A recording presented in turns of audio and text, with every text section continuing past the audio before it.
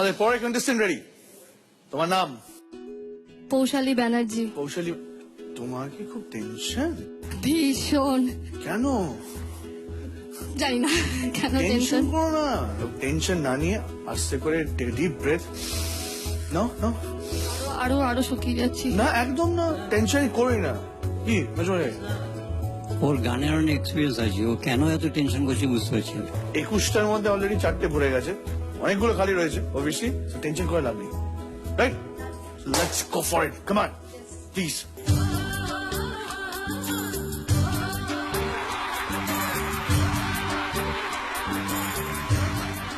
বৈশালী, কোথা থেকে এসছো? শান্তিনিকেতন। শান্তিনিকেতন। ওয়াও, কি ধরনের গান গাইবে? আমি একটি আসামের চা বাগানের গান শোনাবো। ফোক শোনাচ্ছ? ফোক শোনাবো। কেন ফোকের উপর কোনো ভালোবাসা? একটা খুব ছোট স্টোরি আছে, আমি একটু বলতে চাই। আমরা সব বন্ধুরা মিলে প্রান্তিক স্টেশনে বেড়াতে যেতাম। মানে প্রান্তিক স্টেশনটা হচ্ছে বোলপুরের আগের স্টেশন।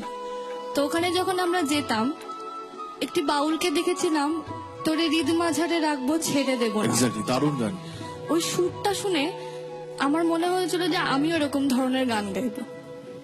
বাহ, তাই ভালো লাগাটা ওইখান থেকে। All the best. থ্যাংক শোনা যাক। ইউ। কৌশলী অলরেডি ভেতরে পারফর্ম করছে, দেখা যাক ওর ফরচুন কি হয়।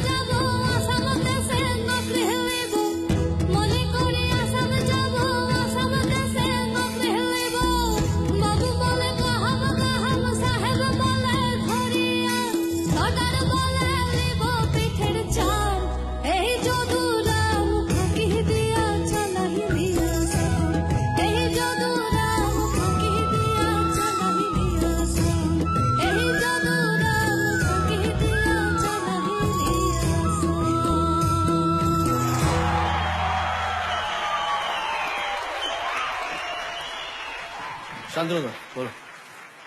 তুমি কোথায় যেতে? বোলপুরের এক স্টেশন আগে না পড়ে জায়গাটার নাম কি? প্রান্তিক। প্রান্তিক। খুব যেতে ওখানে তুমি? খুব না গেলেও যেতাম বন্ধুরা মিলে আমাদের সাইকেল তো করে। খুব যেতে, কিন্তু এই গানটা তুমি দারুণ গেয়েছো। But the only thing is যে আমার মনে হয় সব জাজেস have not come to conclusion. একটু এদিকে এসো, ওপরটা দেখে নাও। এনারা এখনো কোয়েশ্চেন মার্ক রয়েছে, পলক, মুন্তুস্মৃতি এবং শানুদা। জিদ্দা এবং শান্তনুদা কনফার্ম। সো এখনো ব্যাপারটা বলে দাড়িপাল্লায় ঝুলছে। চলে এসো। আমরা এখানে জাজেস উইল ডিসকাস তোমার পারফরমেন্সটা নিয়ে একটু, যেটা তোমার সামনে আমরা করতে চাই না। Therefore, if you could please go to the waiting lounge.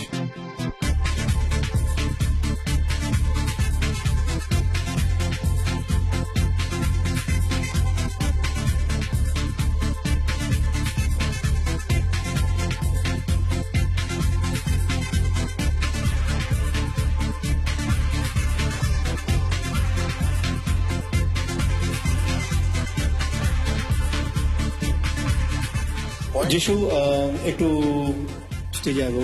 Thank you. And act like this.